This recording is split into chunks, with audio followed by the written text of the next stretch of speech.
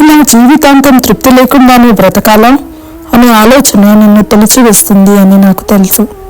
ఎందుకు పుట్టాలి, ఎందుకు అనుభవించాలి అని ఆలోచిస్తున్నామని కూడా తెలుసు. నువ్వు ఈ భూమి మీద నీ పాత కర్మలసారంగా పుట్టావు.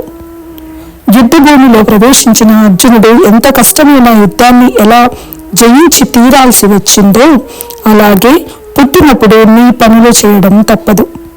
పనులు చేయకుండా వదిలేస్తే వచ్చే కష్టాల కన్నా చేయడం వల్ల వచ్చే కష్టాలు చాలా తక్కువ.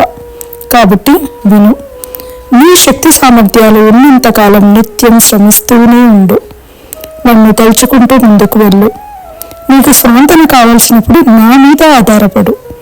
నేను నీతోనే ఉన్నాను. భయపడకు, అడుగు వెనుక వేయకు. కొత్త శక్తిని నాలో నుంచి తీసుకొని ముందుకు అడుగు వేయి.